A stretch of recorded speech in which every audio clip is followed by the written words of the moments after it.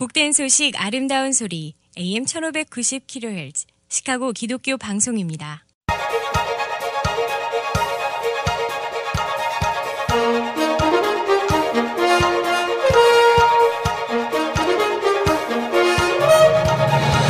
김정일 해설위원의 시사 해설. 세상을 넓게 봅니다. 삶의 지평이 넓어집니다.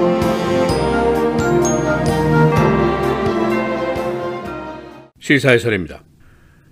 시카고 시장 자리를 사상 처음으로 흑인 여성이 차지하게 됩니다. 어제 선거에서 최고 득점자 두 사람의 로리 라이풋 그리고 토니 프랙윙클이 선출이 됐습니다. 이 두 사람이 오는 4월 2일로 예정된 런오프 일렉션에서 맞붙게 됩니다. 누가 당선이 된다고 하더라도 흑인 여성이 되고 만일 로리가 당선이 되면 흑인 여성의 최초의 동성애자라는 수식어가 하나 더 붙게 됩니다. 이 최고 득점자 두 명이 모두 흑인 여성이라는 공통점이 있습니다만 사실은 두 사람이 크게 다른 배경을 가지고 있습니다. 라이풋은 시카고의 그 강력한 정치 조직에서 아웃사이더고 부패 사건과도 무관한 사람입니다. 그래서 대부분이 기대하지 않았던 승리를 차지한 것이라고 볼 수가 있습니다.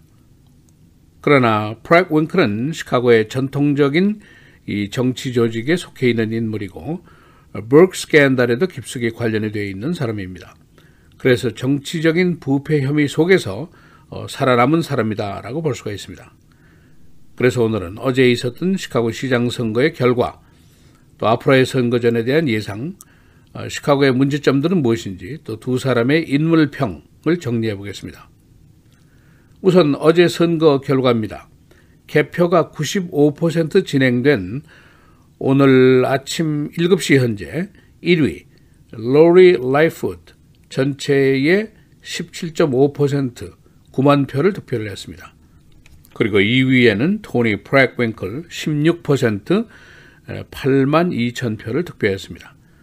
또 3위에는 빌 데일리 14.8% 7만 6천 표를 득표를 했습니다. 그래서 우편 투표가 계산이 된다고 하더라도 데일리가 탑 2에 들어가지는 못하게 됩니다. 그래서 로리와 토니가 4월 2일 런오프 결승전에 맞붙게 된다는 계산이 나오게 됩니다. 이 밖에 유력한 후보였던 수잔나 멘도자는 9.1% 4만 6천 표 득표에 그쳤고 게리 치커는 6.3% 3만 2천 표를 얻었습니다. 다른 기타 후보들은 6% 이하의 득표에 머물렀습니다. 이 토니 프랙윙클은 시카고 정치 조직의 기득권층에 있고 강력한 노조의 지지를 얻고 있었기 때문에 당선 예상권에 항상 들어있었습니다. 그러나 로리 라이풋은 시카고 정치 조직에는 아웃사이더였고 조직과 돈에서도 처지는 상태였습니다. 지역별로 보면은 시카고 흑인 지역 18개 선거구에서 윌리 윌슨이 14개 구역에서 이겼고 나머지를 프랙윙클이 차지했습니다. 그리고 6개 레이크프론트 지구, 전통적으로 진보 성향의 지역구인데 여기서 라이풋이 4개 지구를 석권했습니다. 나머지 2개 지역에서 데일리가 승리했습니다. 이번 선거는 그야말로 우여곡절이 많았던 선거입니다. 현 시장인 매뉴얼이 지난 레이버데이에 갑자기 불출마 선언을 했고 또 금년도 1월에 알더먼 에드워드 버크의 부패 혐의 기소가 있었습니다. 그동안 버크 4로 불리워왔던 프랙윙클, 데일리, 치코, 멘도자가 불리한 입장에 빠지게 됐습니다. 그러나 여론조사에서는 프랙윙클과 데일리가 계속 선두 그룹에 속해 있었습니다. 그러나 선거 직전에 실시된 여론조사에서는 의외로 로리 라이풋, 프랙윙클, 데일리가 각각 14%의 지지율을 차지하는 변화를 보였고 어제 투표 후에 실제로 표를 까보니까 역시 로리와 토니가 앞섰고 데일리는 뒤처졌습니다. 결과를 분석한다면 여전히 시카고의 정치 조직과 나라가 힘을 썼다 하는 의미도 되고 또 반대로 개혁적인 생각을 가진 사람들이 의외로 많이 나타났다 하는 의미도 있습니다. 이번 시장 선거에 큰 변화를 가져오게 했던 버크의 부패 사건으로 새로운 부패 방지안들이 후보들의 입을 통해서 등장을 했는데 시장의 임기 제한이라든가 시의원의 외부 수입 금지라든가 시의원의 거부권 특권의 중단이라든가 이런 약속들이 등장을 했습니다. 시카고의 지금 문제점들 가장 중요한 것을 네 가지로 분류를 한다면은 우선 첫째가 crime and exodus입니다. 시카고의 범죄는 남부 흑인 지역에 고립된 현상을 보여왔습니다만은 최근에는 범죄가 시카고 다운타운으로까지 번지고 있습니다. 그래서 주말에 미시간 애비뉴에 밤에는 미성년자들의 통금까지 실시가 되고 있습니다. 범죄가 늘어나고 세금이 늘어나고 부패가 늘어나고 그러니까 시카고를 떠나는 사람이 늘어납니다. 이것은 tax base가 줄고 있다 하는 의미로 볼 수가 있습니다. 두 번째 문제는 시카고 공립학교 문제입니다. 재정이 부족하고 교사 펜션금이 부족하고 교육의 질이 떨어지고 그리고 공립학교 내 성범죄가 늘어나고 있습니다. 세 번째는 부패입니다. 시카고의 이 corruption 문제는 장기간 깊은 뿌리를 내리고 있는 존재입니다. 시카고를 지배하는 것이 FBI와 연방 검찰이다 라는 말이 있을 정도인데 지금도 많은 정치인들이 이들의 눈치를 보고 있습니다. 네 번째는 펜션입니다. 새로 들어설 시장은 곧 2억 7천만 달러의 새로운 펜션이 필요하게 됩니다. 이번에 선출되는 시장이 4년 임기를 마칠 때쯤에는 펜션 부족분이 10억 달러가 되게 됩니다. 이것을 property tax를 올려서는 막지를 못하게 됩니다. 잡을 늘리고 경제를 성장시키고 비즈니스를 유치하고 세수를 늘려야만이 가능합니다. 과연 이 난제를 풀 사람이 누군가? 이것은 이제 4월 2일에 결정을 해야 됩니다.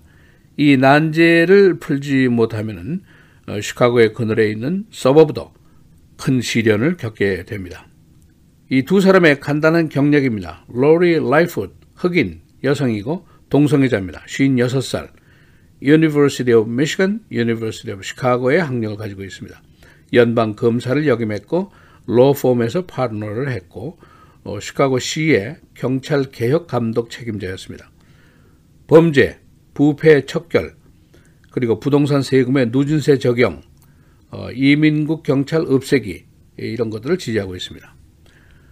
토니 프랙 윙클, 흑인 여성 71세, 이혼 경력이 있고 University of Chicago에서 공부를 했고 쿡 카운티 프레지던트, 시의원 그리고 교사 출신입니다. 최저임금 $15 인상안을 지지하고 있고 경찰, 범죄, 세금 제도의 개혁을 주장하고 있습니다.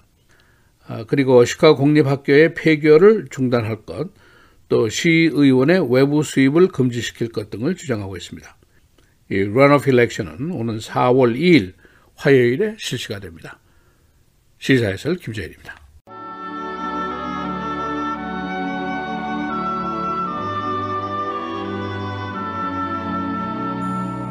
나 지혜는 명철로 주소를 삼으며 지식과 근신을 찾아왔나니 여호와를 경외하는 것은 악을 미워하는 것이라. 나는 교만과 거만과 악한 행실과 패역한 입을 미워하느니라.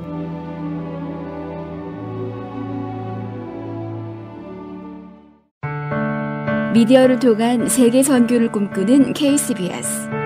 이제는 라디오가 없어도 KCBS 시카고 기독교 방송을 실시간으로 청취할 수 있습니다. KCBS 시카고 기독교 방송에서는 쉽고 간편한 라디오 청취 서비스를 제공합니다. 스마트폰 애플리케이션 서비스 안내 앱 스토어에서 KCBS를 검색해 시카고 다운타운 그림의 KCBS 아이콘을 무료로 다운받아 설치하시면 스마트폰으로 실시간 KCBS 생방송 청취가 가능합니다. 정규 방송 시간 후에는 CBS 기독교 방송이 실시간 방송됩니다. 또한 시카고 기독교 방송 웹사이트 kcbs1590.org에서 생방송 듣기 메뉴를 통해 KCBS 라디오를 실시간으로 청취할 수 있습니다. 김정일 해설위원의 시사해설 방송도 스마트폰 KCBS 앱을 통해 매일 청취가 가능합니다. KCBS 앱의 왼쪽 상단에 위치한 메뉴에서 J-Kim 뉴스를 클릭하시면 다시 듣기 서비스가 가능합니다. 또한 페이스북이나 유튜브에서도 김정일 해설위원의 시사해설 진행 방송 청취가 가능합니다.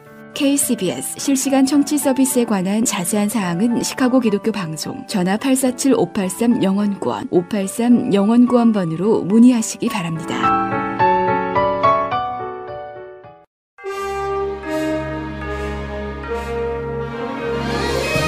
2월 27일 수요일 KCBS 헤드라인 오늘의 주요 뉴스입니다. 오늘 2차 북미 정상회담에 막이 올랐습니다. 싱가포르 정상회담 이후 8개월 만입니다. 트럼프 대통령과 김정은 북한 국무위원장은 현지 시간 오늘 오후 6시 28분 회담장이 마련된 메트로폴 호텔에서 재회했습니다. 김정은 북한 국무위원장은 사방의 불신과 오해의 눈초리가 우리가 가는 길을 막으려 했지만 우리는 그런 것들을 다 극복하고 마주 걸어서 하노이까지 왔다고 말했습니다. 두 정상은 곧바로 장소를 이동해 환담을 시작했고 환담을 종료한 두 정상은 비공개 단독 회담을 20분가량 진행했으며 이후 친교 만찬을 시작했습니다. 트럼프 대통령은 내일 진지한 대화에 임할 거고 저희 협상이 좋은 상황으로 이어질 거로 생각한다며 김 위원장과 저의 관계는 매우 특별하다, 성공적인 대화를 하겠다고 강조했습니다. 트럼프 대통령이 베트남 하노이에서 열린 제2차 미북 정상회담으로 전 세계의 이목을 사로잡는 가운데 트럼프 대통령의 옛 개인 변호사인 마이클 코언의 오늘 청문회 모두 발언록이 공개됩니다. 코언은 오늘 예정된 하원 감독개혁위원회에서 트럼프 대통령의 위킬리스크 및 러시아와의 유착 관계에 대해 작심하고 폭로할 예정입니다. 코언은 발언록에서 대선 기간 동안 나는 트럼프 당시 공화당 후보를 위해 러시아와 활발한 협상을 진행했다며 그러나 트럼프 대통령은 내 눈을 똑바로 보며 러시아와의 협상은 없다고 말했다고 전했습니다. 그는 또 트럼프 대통령이 대선 기간 동안 모스크바 트럼프 타워 프로젝트와 관련한 협상을 감독했다고 밝혔습니다. 하원이 트럼프 대통령의 국가 비상사태 선포를 막기 위한 결의안을 표결에 붙여 가결했습니다. 지난 1976년 국가 비상사태법이 제정된 이후 의회가 이를 막기 위해 표결을 실시한 것은 이번이 처음입니다. 민주당이 장악한 하원은 어제 국가 비상사태에 반대하는 결의안을 찬성 245표, 반대 182표로 통과시켰습니다. 하원 표결에서 공화 하원 의원 13명이 결의안에 대해 찬성표를 던진 것으로 파악됐습니다. 앞서 트럼프 대통령은 36억 달러에 달하는 미국 멕시코 국경장벽 자금을 확보하기 위해 지난 15일 국가 비상사태를 선포했습니다. 시카고의 시장 선거에 14명의 후보가 각축을 벌이는 이례적인 상황이 벌어졌지만 당선자를 내지 못하고 결선 투표로 이어지게 됐습니다. 이번 선거에서 가장 많은 표를 얻은 전 시카고 경찰위원회 의장인 로리 라이프과 두 번째인 토니 브렉윙클 쿡카운티 의장이 오는 4월 2일 결선 투표에서 겨루게 됐습니다. 개표 결과 각각 득표율은 17.5%, 16%로 집계됐습니다. 둘은 모두 흑인 여성으로 누가 되든 시카고에서는 최초의 흑인 여성 시장이 나오게 됩니다. 어제 시카고 선거의 투표 참여율이 예상했던 대로 크게 낮았습니다. 어제 투표 인원은 총 53만 9천 명, 전체 투표 등록의 34%에 불과했습니다. 이는 11월 중간선거 이후 잇따라 실시된 로컬 선거에 시민들이 투표 피곤증을 느낀 것, 그리고 이번 선거에 대한 기대감 저하 등의 이유 때문인 것으로 풀이됩니다. 투표율 저조에도 불구하고 시카고 선거의 선거 비용이 크게 높아졌습니다. 어제 소요된 선거 비용이 1,500만 달러인데 이는 투표 한 표당 31달러의 비용이 들었다는 계산입니다. 선거 비용에는 2,000개 투표구에 투표 종사원 15,000명에 대한 임금과 투표 장소 대여비 등이 포함됩니다. 우편 투표제로 실시한 덴버시의 선거 비용은 한 표당 7달러에 불과했습니다. 술 취한 82세의 운전사가 운전하던 교회 버스가 교통사고를 일으켜 청소년 5명이 부상을 당했습니다. 어제 불스게임을 관전하고 귀가하던 인디애나 게리 침례교회 버스가 졸음운전으로 도로를 벗어나는 바람에 타고 있던 40여 명의 청소년 중 5명이 부상을 당했습니다. 이 버스는 82세의 운전사가 운전했는데 경찰은 그가 술에 취했던 것을 밝혀냈습니다. 날씨입니다. 오늘은 흐리고 오전까지 일부 지역에는 눈발이 날리는 곳 있겠고 밤부터 내일 아침까지 기온이 크게 떨어지겠습니다. 낮 최고 31도, 밤 최저 6도. 내일 흐리고 아침 기온이 한 자리 숫자로 뚝 떨어지면서 매우 춥겠습니다. 낮 최고 28도, 밤 최저 16도. 금요일, 토요일도 흐린 날씨 이어지겠습니다. 금요일 낮 최고 35도, 밤 최저 21도, 토요일 낮 최고 30도, 밤 최저 9도입니다.